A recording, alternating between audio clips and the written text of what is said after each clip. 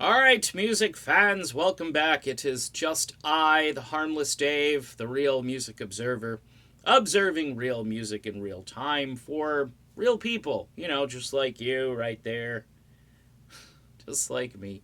Uh, Steve Perry in the news, kind of again.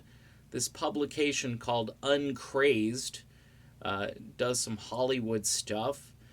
Has decided to pick up a story about the Steve Perry Phil Brown controversy.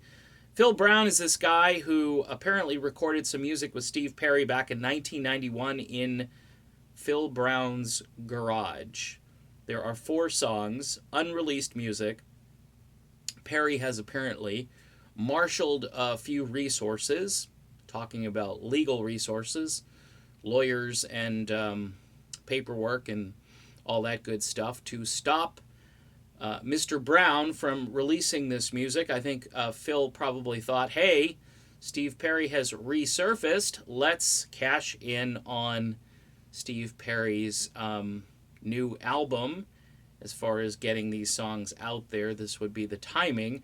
Phil Brown, you probably would have been smarter a few years ago when the fans were really clamoring for anything that had to do with Steve Perry, including, just studio work he did with like reggae musicians and different people over the years.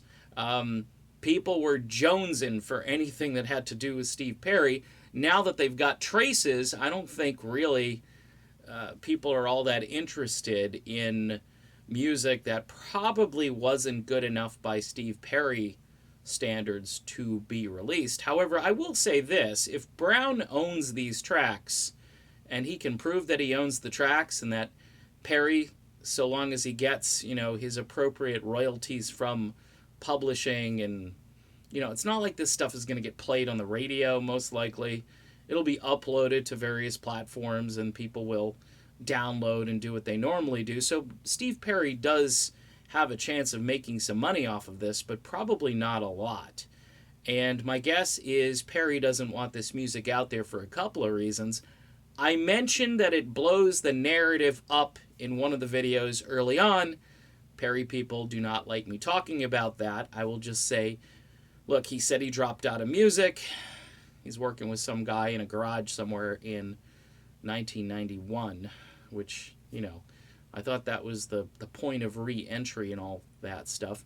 Look, Perry has every right to do what he's doing, and Phil Brown, I think, has a right to do what he's doing. We shall see how this works out in court. My guess is that these songs probably will be leaked out somehow eventually, and I don't think Steve Perry is going to be too happy about it. That's just my opinion, okay? A lot of this is opinion, folks. That's it. So check out the article on Uncrazed for more details on this ongoing saga of the Perry Brown song feud. See you soon, everybody.